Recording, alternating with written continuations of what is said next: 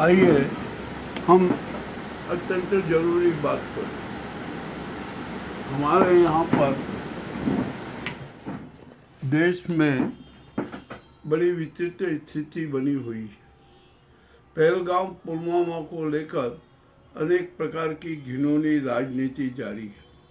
सब अपने अपने बयान दे रहे हैं, तर्क दे रहे हैं, न जाने क्या क्या हो रहा है, और जो अपराध हुआ है ना, उसको छुपाने का प्रयास किया जा रहा है। अब यहाँ पर सवाल आता है कि आखिरकार जो नाजी सरकार है ना, स्वदेशी आतंकी सरकार है ना, उसके पापों की सजा कौन दे? अहम सवाल है। देश में भयंकर संकट है, सभी प्रकार के संकट विद्यमान है।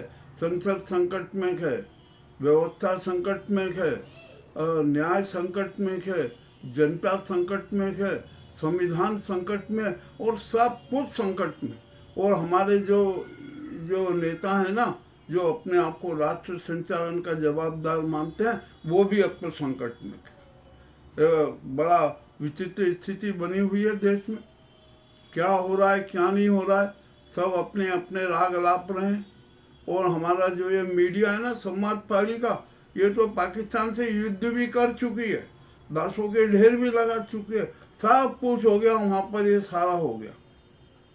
और अभी जब भी जैसे सूचना आई है कि पाकिस्तान के रक्षा मंत्री ने भी बयान दे दिया कि हम भारत पर परमाणु हमला भी कर सकते। अरे बड़ी खराब स्थिति है, विचित्र स्थिति है।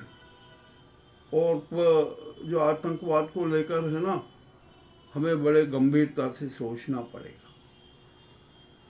अब क्या सोचेंगे, कैसे सोचेंगे, वो जनता को 147 करोड़ जनता को खुलेआम दिखना चाहिए कि हम क्या सोच रहे हैं। इसके लिए हम आज एक सुझाव देते हैं। अभी कश्मीर के मुख्यमंत्री ने भी सुझाव दिया, और हम भी सुझाव दे रहे हैं कि पुलवामा कांड और आतंकवाद को लेकर संसद का संयुक्त सत्र तुरंत बुलाया जाए। और मैं तो कह रहा हूँ कल ही बुलाया जाए, इतनी देर क्यों की? आपको तो हालात को देखते हुए संसद का विशेष सत्र बुला लेना चाहता। आप तो मीटिंग करते रहे, हाई लेवल की मीटिंग करते रहे, एयरपोर्ट में मीटिंग करते रहे, जो राजनाथ सिंह अलग मीटिंग करते रहे, और जो अमित शाह और ये अलग मीटिंग करते रहे। और अभी हाल ही में पीएम ने है ना, अलग से एक हाई प्रोफाइल मीटिंग ले ली। अरे आप क्या मीटिंग के दौर से क्या होगा आपके? आप क्या चाहते हैं? जनता को क्या जताना चाहते हैं? जनता को क्या संदेश देना चाहते हैं? आपकी नीति क्या है? आपकी नीयत क्या है? आपकी राजनीति क्या है? आप क्या चाहते हैं? ये सब संसद में स्पष्ट होना चाहिए। इसके लिए संसद का संयुक्त सत्र बुलाना अनिवार्य है।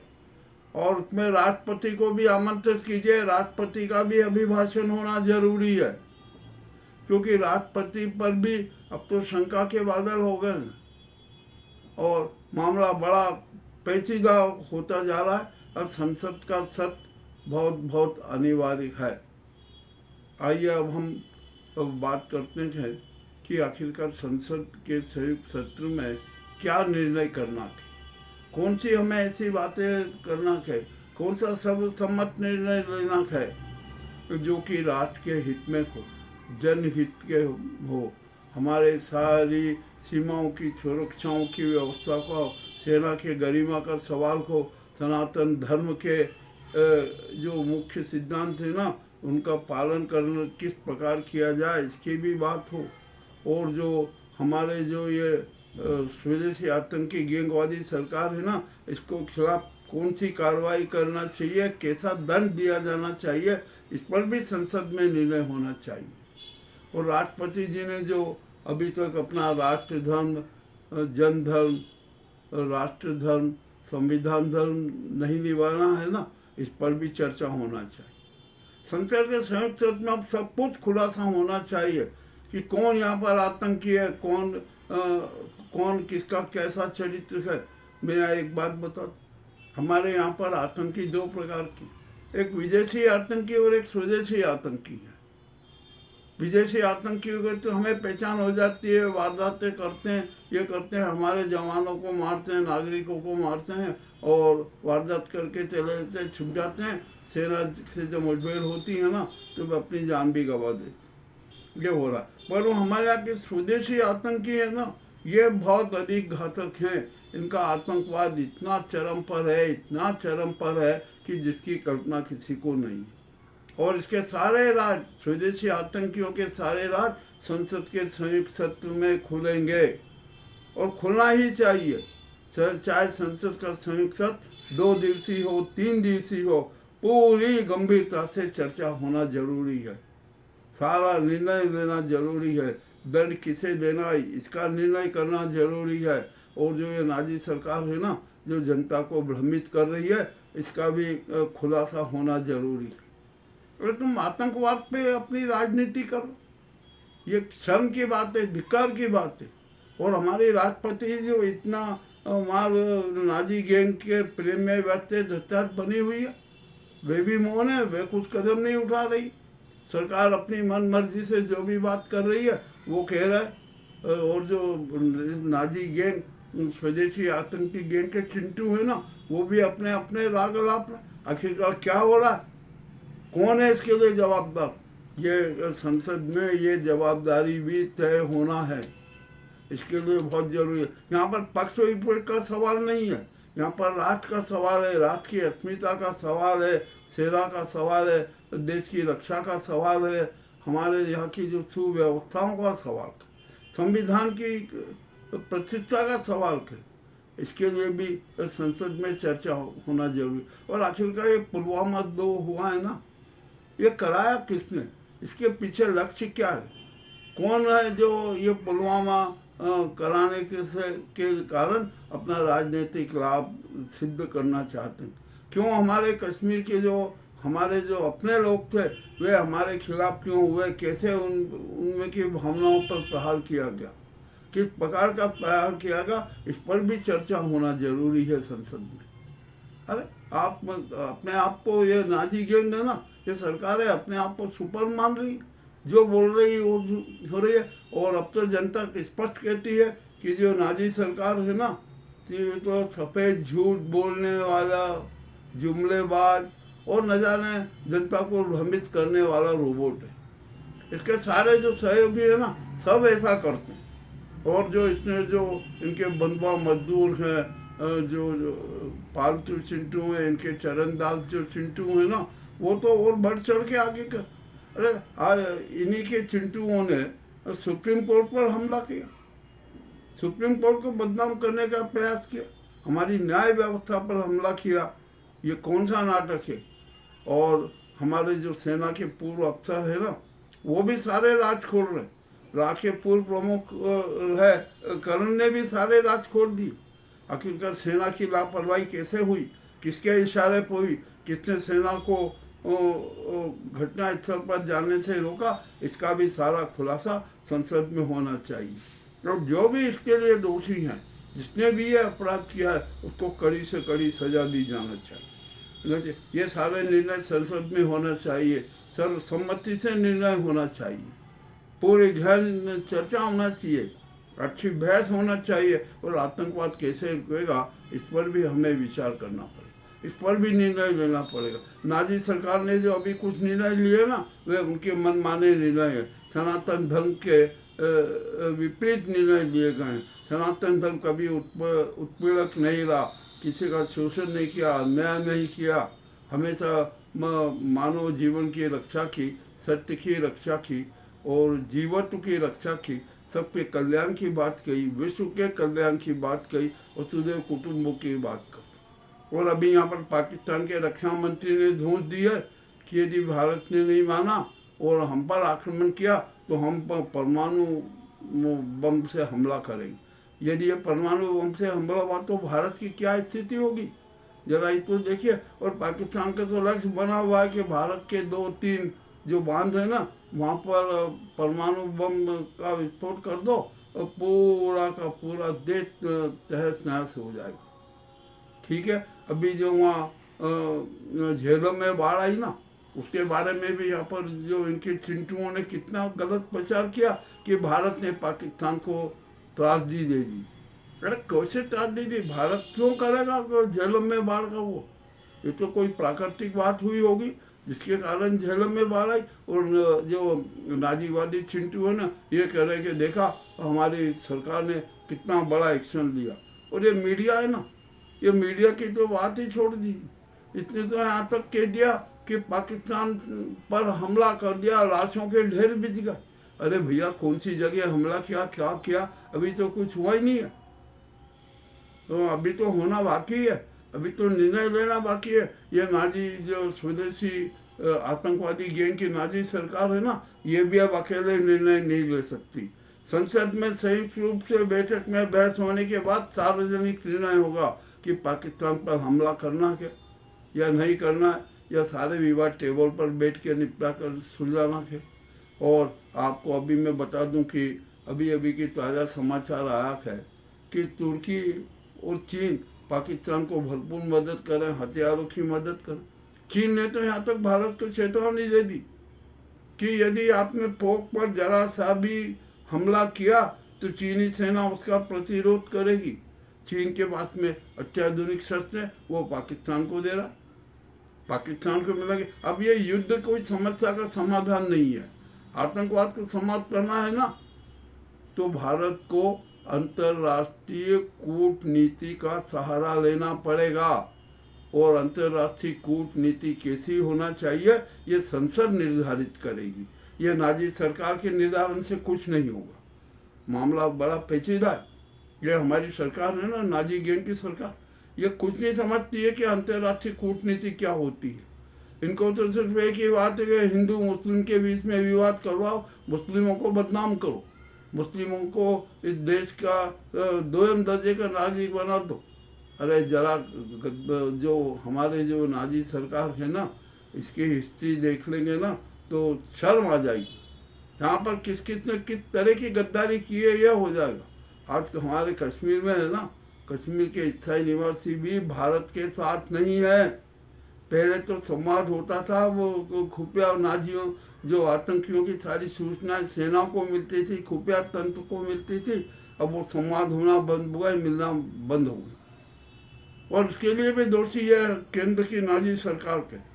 कश्मीर में अपनी सत्ता लाने के लिए इसने गलत परिसीमन कर रखी है। और जो वहाँ के स्थानीय नागरिक हैं ना, उनके राजनीतिक महत्व को, उनके राजनीतिक अस्तित्व को समाप्त करने की पहल की। ये कोई मैं परिकल्पना नहीं कर रहा हूँ, ये सीधा सच्चा आरोप है। और यार ये बात संसद में उठेगी और उठना भी चाहिए। सभी पक्ष उठाएंगे कि इस प्रकार का एक गलत परिसीमन इस नाजी सरकार ने क्यों किया। मामले और भी अनेक मामले हैं, संयुक्त सत्र में उठेंगे और राष्ट्रपति के बारे में भी उठेंगे, धनगढ़ के बारे में भी उठेंगे, ये निशिकांत दुबे के बारे में भी उठेंगे। न्यायपालिका की गरिमा को समाप्त करने और उस पर हमला करने का सवाल भी उठेगा। और जितने भी ये गद्दार हैं ना, ये सब गद्दारों की श्रेणी में, गद्दारी करने में कोई नहीं चूक रहा। तो इन गद्दारों को क्या सजा देना चाहिए, इसका भी निर्णय और तय संसद में ही होगा। और हमारे यहाँ के आप ये देश में है ना, अब राष्ट्रपति जी है ना, ये इनसे क्या कहे, हम तो फिर ये कहते हैं कि आज ही अभी इसी वक्त आपातकाल की घोषणा कर दीजिए, ये नाजी सरकार को भंग कर दीजिए। और यहाँ पर केयर टेकर पीएम सेना अध्यक्ष को बना दिए, सीडीआर को, और उनके सहयोगी के रूप में सीजेआई को, न्यायपालिका के सीजेआई को कर दिया कि यही राष्ट्र का संचालन करे, इन्हें ही राष्ट्र का दायित्व दिया जाए। और हम तो यहाँ जो जब ये सेना के हाथ में आ जाएगा ना केयर टेकर पीएम का पद, हम सेना से भी अनुरोध करते हैं कि ये नाजी गैंग, जो स्वदेशी आतंकी गैंग, उनके पालतू चिंटू और सांप्रदायिकता फैलाने वाले, देश के साथ गद्दारी करने वाले, इन सबको गिरफ्तार कर लो, देशद्रोह के अपराध, और इनको तिहाड़ में डाल दो। और इनके ऊपर ऐसा प्रतिबंध लगा दो, ऐसा प्रतिबंध लगा दो कि ये जीवन में भारत के साथ गद्दारी नहीं कर सके। ऐसा करना निहायत जरूरी है। ये सारा निर्णय संसद में होना चाहिए। इसीलिए ये नाजी सरकार है ना, संसद का विशेष सत्र नहीं बोला। और ये इसके बारे में कहा जा रहा कि संसद को क्या जरूरत है उसके बुलाने की। अरे ये विपक्ष ने कह दिया कि हम सरकार के साथ में, तो क्या सरकार अपने मनमाने बातें करेगी? वो चाहे जैसे निर्णय ले लेगी और विपक्ष के साथ हो जाएगा, ऐसा नहीं होगा। अब तो संसद में सारी बातें होगी, संसद में सारे निर्णय रखे जाएंगे, संसद में सारे निर्णय लिए जाएंगे और उसके आधार पर पाकिस्तान और आतंकवाद के खिलाफ कार्रवाई की जाएगी। उसमें सेना अध्यक्ष को भी बढ़ाइए, सेना अध्यक्ष भी अपने बयान देंगे कि कैसे हमारी जो सुरक्षा तंत्र की चूक हुई। और ये ढाबोल है ना, ढाबोल, इसका तो बली का बकरा बनना तय है, वो तो तय हो गया। और ये अमित शाह है ना, सारे पुलवामा की जड़ अमित शाह है, जो अपने आप को देश का चाणक्य मानते हैं, राजनीति का चाणक्य मानते हैं। अब उनको भी सजा मिलना है, सजा देना पड़ेगी, उनको पद से हटाना जरूरी है। वो तो राष्ट्रपति को चाहिए कि जितनी घटना हुई थी और सारे तथ्य सामने आए थे, उसी दिन उनको हटा देना था, कहने का आप त्याग पत्र दीजिए। और नाजी सरकार को भी तुरंत भंग कर देती कि आप देश की सुरक्षा करने में, जन सुरक्षा करने में, नागरिकों की सुरक्षा करने में, न्यायपालिका की सुरक्षा करने में असमर्थ रही है, अतः आपकी सरकार भंग की जाती।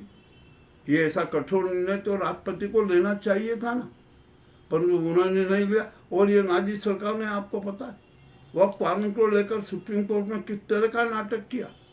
इन्होंने पहले स्वीकार लिया कि हाँ, वक्फ कानून में संविधान के विपरीत कुछ प्रावधान बन गए, हम उनको हटा देंगे। सुप्रीम कोर्ट में हटाने की जो प्रारूप प्रस्तुत किया नहीं, और एक नया हलफनामा दे दिया। और इसके साथ ही क्या कहा पता है आपको, सबको पता है कि जो वक्फ कानून के खिलाफ जितनी भी याचिकाएं आई है ना, उनको सुप्रीम कोर्ट निरस्त कर दिया। अरे क्यों कर दिया निरस्त भाई? सुनना पड़ेगा। आपने संविधान के विरुद्ध जितने प्रावधान किए ना, वो मान्य नहीं होंगे। संविधान की मूल आत्मा के विरुद्ध में, विपरीत में कोई भी कानून मान्य नहीं होगा। और अब सुप्रीम कोर्ट को तो है ना, हर क्षेत्र में न्यायिक निगरानी रखने का अधिकार होना चाहिए। और हमारे 147 करोड़ जनता है ना, उसको भी अधिकार है कि यदि सुप्रीम कोर्ट भी कोई पक्षपात निर्णय देती है तो जनहित में उसकी समीक्षा जनता भी कर सकती है। अब ये 5 मई को जो जिन्होंने नाटक करने वाले थे ना, उस नाटक का भी पर्दाफाश हो गया। और जो राहुल गांधी और सोनिया गांधी को जेल में डालने का जो आदेश इसने दिया था ना, अमित शाह ने, सुप्रीम कोर्ट ने उसकी हवा निकाल दी। ईडी ने जो केस फाइल प्रस्तुत की ना, उसमें महत्वपूर्ण आधे दस्तावेज ही गायब मिले। अरे दस्तावेज क्यों गायब किया आपने? दस्तावेज गायब करना भी अपराध है, तो ईडी को भी अब सजा मिलेगी। ये मामला भी संसद में उठेगा। और राहुल गांधी की नागरिकता का जो मामला है ना, ये भी होने का है, जिसकी 5 मई सुनवाई की तारीख तय की है। ये इसका भी मामला संसद में उठेगा। और यहाँ पर जो ये वक्फ कानून है ना, वक्फ कानून के बारे में जो नाजी सरकार ने जो अपना रुख अपनाया है, जो जनता को और सुप्रीम कोर्ट सबको भ्रमित करने का जो नाटक किया ना, ये मामला भी संसद में उठेगा। ये नाजी सरकार किसी काम की नहीं रहेगी, इसीलिए वो संसद का संयुक्त सत्र नहीं बुलाना चाहती। हम फिर यहाँ पर कहते हैं, 147 करोड़ जनता कह रही है कि देश में आपातकाल लगाया जाए, उसके पहले संसद का संयुक्त सत्र अनिवार्य रूप से बुलाया गया। और वो सत्र 1, 2, 3 दिन चले, इसकी कोई परवाह नहीं। ये जरूरी काम है, करना पड़ेगा।